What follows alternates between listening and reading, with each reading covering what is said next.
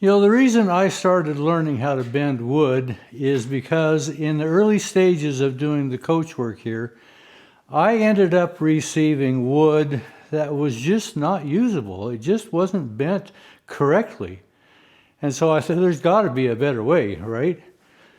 Well, even when I do it myself, my results are far better, but still there are times that it's just not right. So the question is, how do I fix it?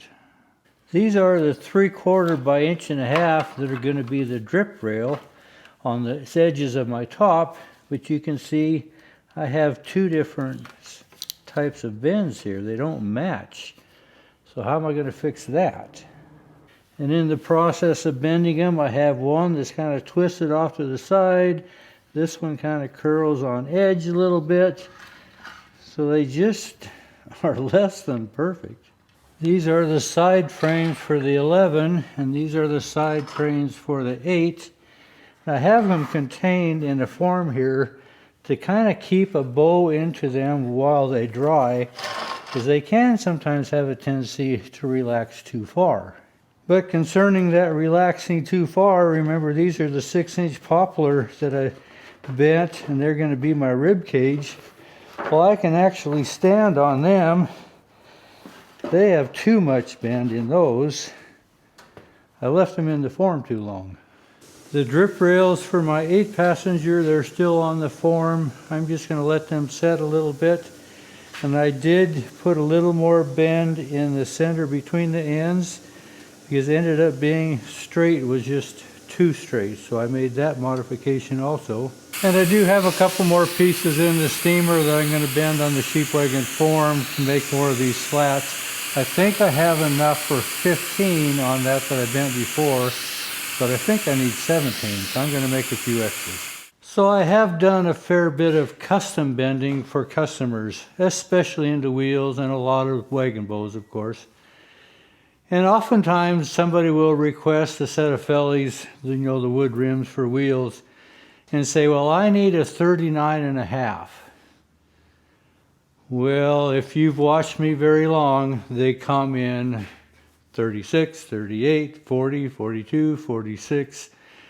You know, wood is adjustable if you start to understand the dynamics of wood.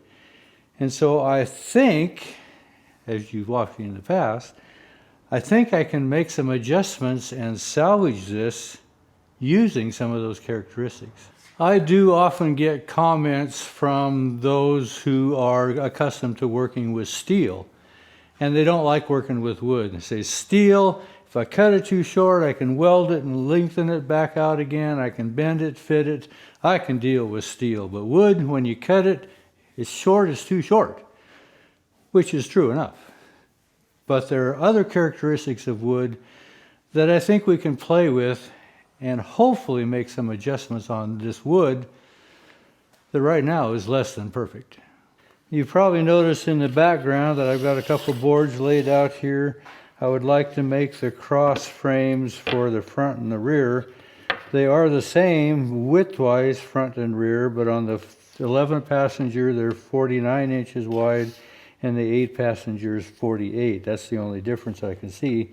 So I made a pattern here off of this old one, try to compensate for some of the wear and tear, and make a uniform pattern that will just go in my pattern stash.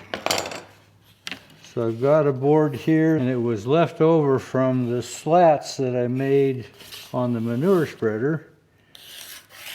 It's hard maple, so it's a nice hard wood, and it'll work for these cross frames. I'm a little wider on this end than I am down on that end, so I can fit one here.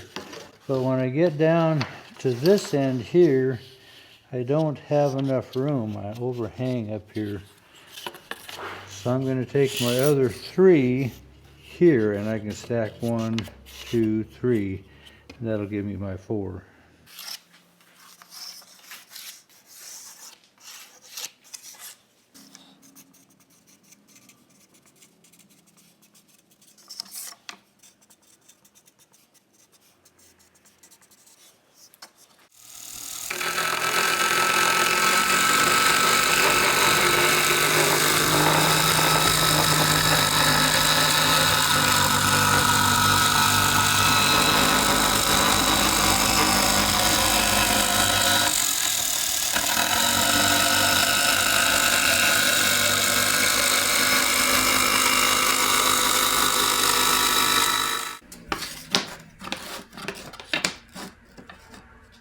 Well, the top irons on this 11 passenger have been kind of twisted and tweaked a little bit, and I think it's probably from loading or moving the remnants of this old decayed coach, probably with a forklift or a tractor or whatever. So things get kind of bent up.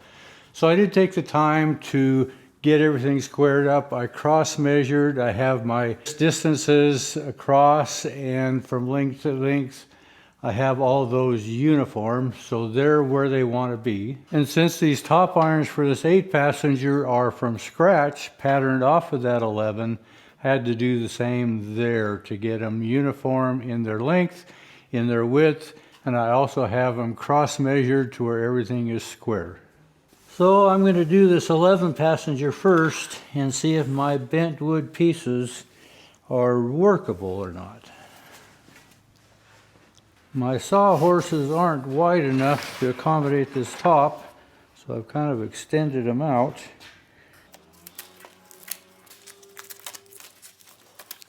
Now, in trying to configure the bend, I do have a coach that is still all intact. It is an 8 passenger, but the top frame is all intact. So I went down and took a measurement off of it, and the side curve of this top frame, from the straight line measurement from the front iron to the rear iron, as it flares out, it looks like it should be close to that 3-inch area. And as I have them in my drying frame here, I did push it a little bit past that. I am somewhere about 4 inches, I would say. So I'm expecting that it's going to relax back down again. And let's see what we've got. So just laying them on the floor, I've got a strong 3.5 there, and I'm right at 3.5 on this one here. But I'm a little extra long, so I'm going to end up trimming off the ends, which is going to drop that down some. But if I have to relax these bends, you know I can do that. So let's set them up on this framework where they're going to be kind of in the ballpark. I'm going to have to figure something to actually hold these vertical, aren't I? I'm just going to take some 1/8-inch flat strap, bend it on a 90, and then I can clamp my vertical side frames to it. And I can adjust them in and out as I need to, but that'll keep them kind of in place. Get me kind of in the ballpark. My ends on this 11 are going to be 49. So if I come out 3 inches on both sides, I'm going to come out at 55.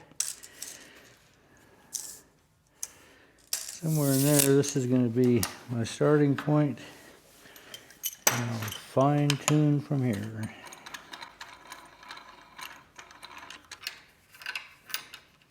So I want to recheck my lengths now that I have my irons in position where they're going to rest finally. I'm at 91.5. And I cut my boards at 96. See what we are after we're bent. We're 95.5, so I need to bring this back almost 4 inches, huh? 2 inches on each end. Now, these aren't going to be cut off straight. They're going to have to be cut off at an angle. So I'm going to come 2 inches from this point here, somewhat like so. I'll tune that as I need to. And the same on this end. So just that difference from here to here, there's easily a 1/2 inch there. So my 3.5 is going to drop down to 3 just by trimming this end off. So before I cut these off, I'm going to just put a slat across right on my measurements and center it up. Clamp that into place, and I'm going to be able to go from corner to corner and see if I have my edges square with each other before I trim these off. So on all 4 corners, I have this edge on my mark, and this corner is flush with the outside of my curve. And I'm doing that on all four corners. So these measurements are uniform, so then I can go from this point to the opposing point, catty corner, whatever you prefer, and make sure this is square.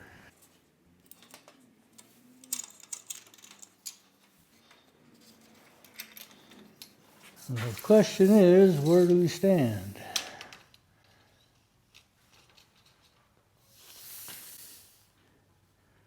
(105 1/8).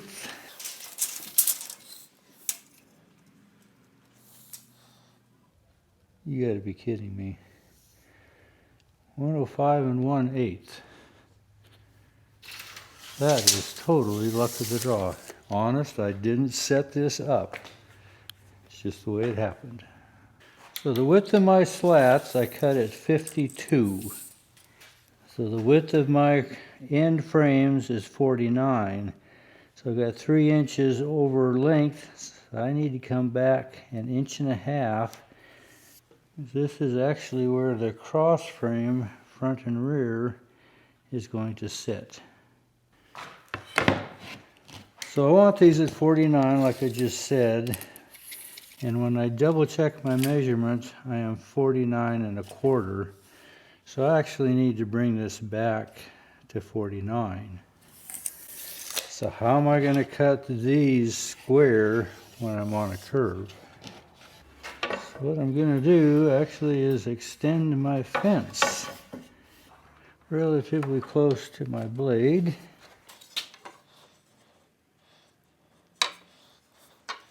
And that should keep me square. Here's my 49.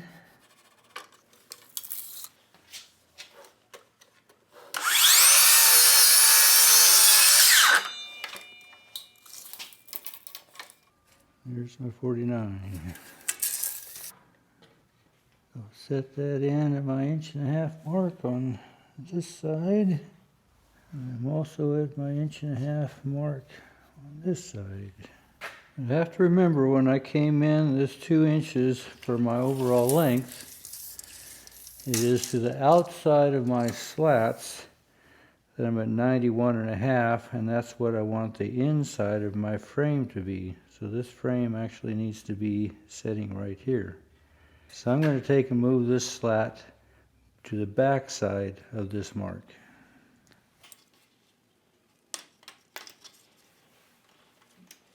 So now my overall length will be the inside of this frame, and then this cross frame, when it sits here, will actually be the ID that I want on my OD of the ironwork.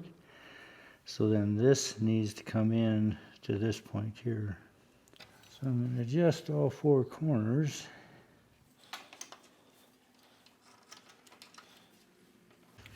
So now you can see this is going to be the end of my frame, the angle of that joint that has to be in this curved side frame. And I would like a little shoulder here, so I set this in 1/8 inch. So it'll have a little shoulder here to kind of tighten up this joint. Now this joint is only going to be 3/4 inch because this is the width of my cross frame. So that joint has to look like so. So this would be the angle of that joint if it came straight across here. And this is going to come in 1/8 inch. So the angle of that joint should be about like so, and 3/4 inch long. So this would actually get trimmed off here, and this joint cut into that side frame. And the other side will be similar.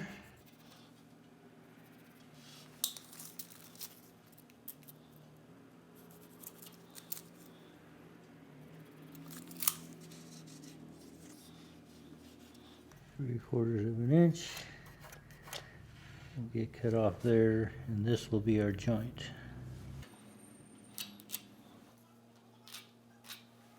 And with our ends set at the width that they need to be, if I double check my inside width, I'm right at 55, maybe 55 and an eighth. So I have my 3-inch expansion on both sides in the curve of the side frame. Should be pretty close to the originals. With this joint figured out now where I think it needs to be, I think I have a problem with my drip rail for the sides here. From the end of this to the end of my board here, I am 1 1/8, almost 1 1/4. And my drip rail needs to be 1.5 inches. So I bent my drip rail the same length as this side frame. I think I'm going to be too short. I may have to rebend one that's longer.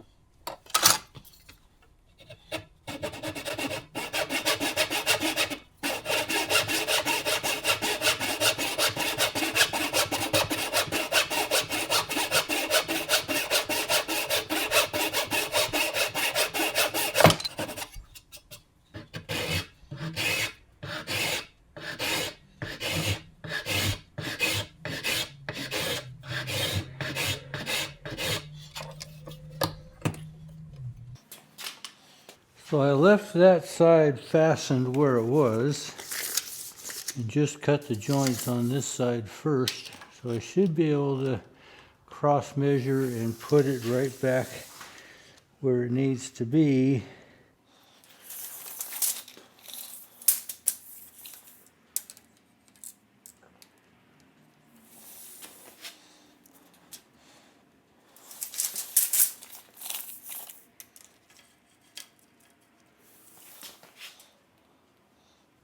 Be pretty close right here.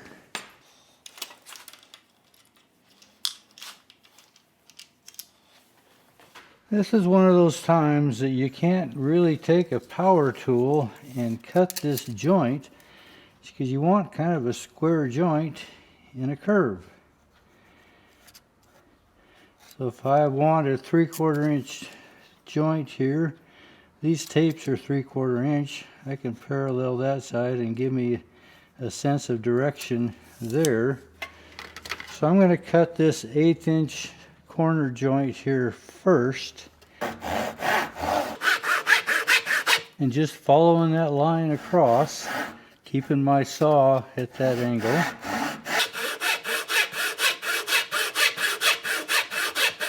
And you can kind of tell on the saw when I'm about 1/8 inch deep. That should work. So a little more to the question is, how do we cut this to where it is straight when you have to do it by hand? And you probably are aware of the steps to do this type of a joint.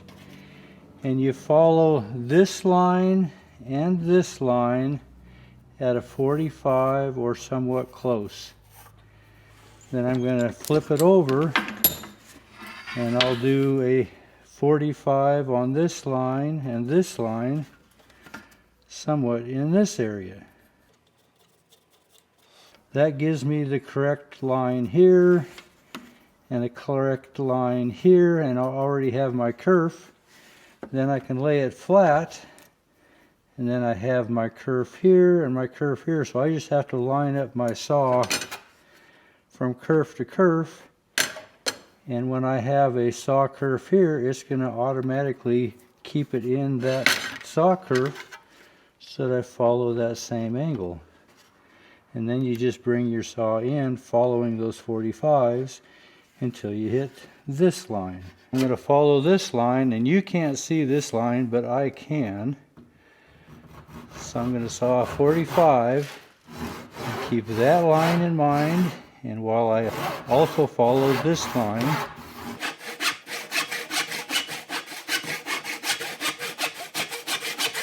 When you follow these two lines, it keeps your saw on the correct plane.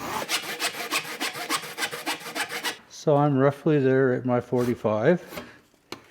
I'm going to turn it over and do it again. So from this direction, you can probably see that line a little better. Maybe better than I can. I'm going to get my right direction on this line and then follow that line down while keeping this on that line as well.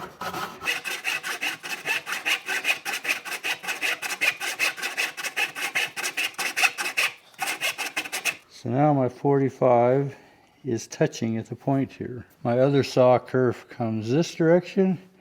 This saw kerf comes this direction. Now I can go this direction, and these two kerfs will keep my saw in plane, and I'll bring it up to this saw cut. So you can see where my two 45s meet right there. I'm going to keep that straight across. And I can see this kerf here, and I'm going to keep my saw in that kerf. And it will automatically keep it in this kerf on the other side that I can't see.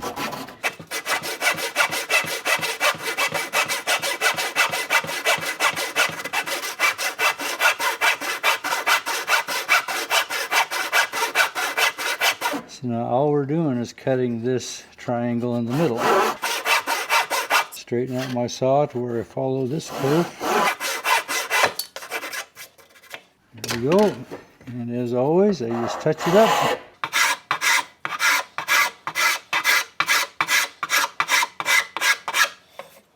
And that's how you can cut a long joint at any angle by the 45 rule. 45, 45, and then cut out the triangle in the center. I suppose if I was smart, I'd have marked these, but I didn't. So I'm 102.5 there, 107.5. So I'm going to come down to about 105, 106. So I'm going to split the difference, go to 105.5, 105.5.